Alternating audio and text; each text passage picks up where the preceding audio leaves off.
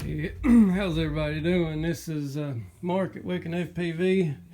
I just wanted to give you guys an idea. Here's my Betaflight Hive docking station. Had little to do, but this is a rack to hold your quads, and then hold your backpack down up and under it, and you have a little drawer on the bottom to keep batteries and stuff in. But my point of this video is the 7-inch quad. What's the deal here is a 7-inch quad is so much harder to learn and manage the throttle over the 5-inch quad. When you jump back and forth from a 5-inch quad to a 7-inch quad, the 7-inch quad floats and wants to fall slowly. And then when you get back over on the 5-inch quad, you being used to the way this flies, you can't keep from smacking the ground with your 5-inch quad. It's just so much of a difference jumping from a 7 to the 5, 7 to the 5. It's so hard to learn. It's so hard to master. I'm having such a hard time. So I talked to Bardwell on Facebook, messaging back and forth the best way to go about this, and he seems to think it would be managing the throttle idle limit. So what I've done, and it worked really good, what I've done is I was at 5.5 on the idle throttle limit on the 7-inch. So I started lowering that down 2 points at a time and flying it, while raising 2 points at a time on my 5-inch quad.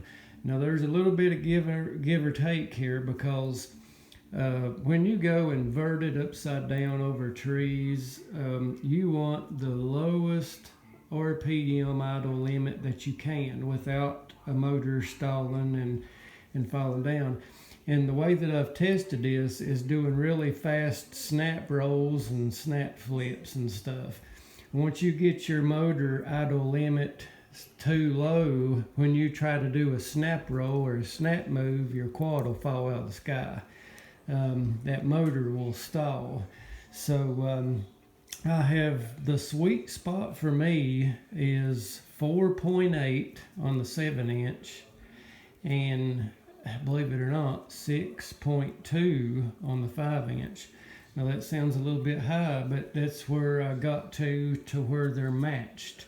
Now when I fly the 5-inch quad, the throttle curve and the fall rate and everything is matched just so close to the 7-inch, I can't tell a difference really.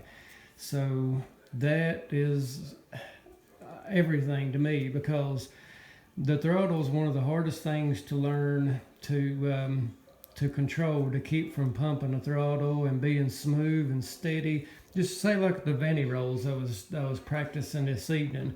If you're going through there and run up and down up on the throttle and trying to do a spin and then do a back roll and everything, it just creates too much on you. So being gradual and smooth, you get those buttery smooth rolls and flips like Vanover. It just makes it all looks like butter. Everything's just so smooth, and a lot of that is coming from the throttle, being smooth on the throttle. Now I've got a lot of learning still to do. I am one to talk about throttle because I have not mastered it. I've got a bad habit of wanting to pump that throttle and hit hard on that throttle and pop over trees and stuff. So I'm trying to change my ways. I am trying to fly different. But I hope this helps some of you guys on trying to match the way your 5-inch quads and 7-inch quads fly. If you can match that throttle to where they both react relatively the same, you don't have such a hard transition jumping and back and forth. While I'm on here, let me, I believe you guys can see that screen. While we're on here, I'll go ahead and hook this up and show you all my PIDs on the 7-inch Now I'm sure a lot of you probably won't be able to copy these PIDs or anything like that, but maybe it'll give you a starting point. Okay, now this is the PIDs that I've settled on, and it flies beautiful.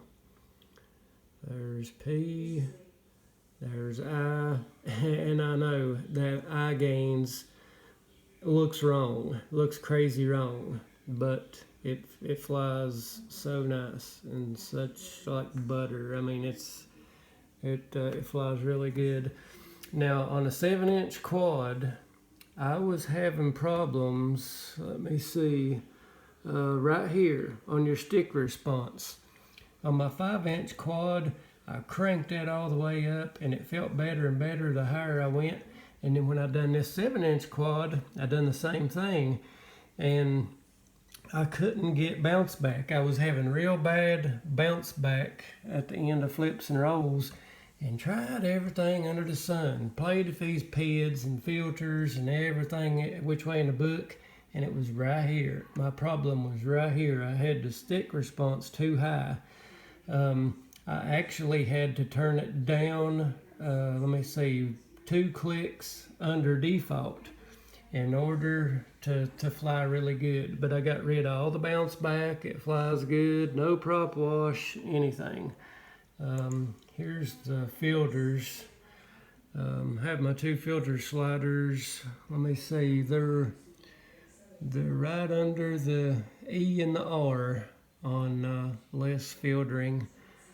And I didn't mess with any of this other stuff. I did go down and let me see, right here, I changed the gyro RPM filter harmonics to 3, like Bardwell mentioned in another video.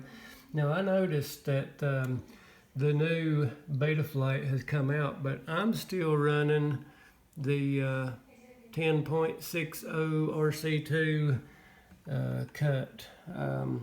So everything's doing good. I love how it is. So I'm not going to fool with downloading another configurator. It's I'm staying right where I am. But that's my 7-inch PIDs. Maybe it'll help you all to maybe somewhere to arrive at. Now this does have the bigger motors. I think you all are done aware that I'm running bigger motors, and my PIDs is not going to probably relate to, if I get it to focus, 2806.5, 1800 kV. The PIDs are probably not going to be relatively close if you're running different motors.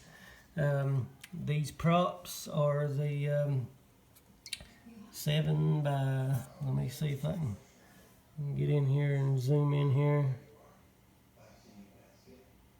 It'll focus.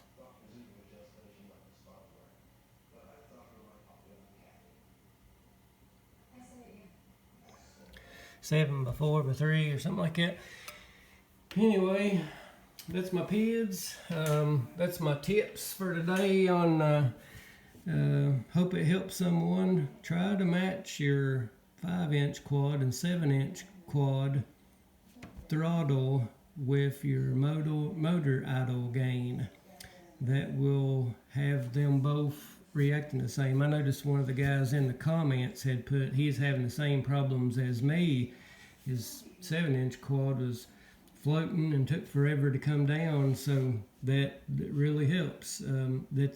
I'm doing better freestyle now because you do a flip over a tree or something like that, you can't get the quad to fall down. You go 0 throttle and trying to get it to fall fast to go under another branch or something, and you can't get it to come down. It's just like it's hovering. So it flies way better now that I've backed that down. 5.5 is just way too high for a 7-inch quad, but that's where I come to arrive at is 4.8 on the 7-inch quad, and 6 on the it's actually 6.2 or something like it on the 5-inch quad. But you all just stair step it about 2 points apiece. Go down 2 on your 7-inch, go up 2 on the 5-inch, fly both of them, and just keep doing that till you can get them really close to one another without stalling out your 7-inch. Thanks a lot. You guys have a good day, and hope this helps someone, and this sure helped me a lot. I can't wait now I'm transitioning more now that I can keep from slamming the 5-inch into the ground. I'm enjoying both of them because I enjoy freestyle with the 5-inch and doing long range, and usually every day I'm flying both of them. So that really helped me a lot, jumping back and forth between the two. Thank you guys for watching the Weekend FPV.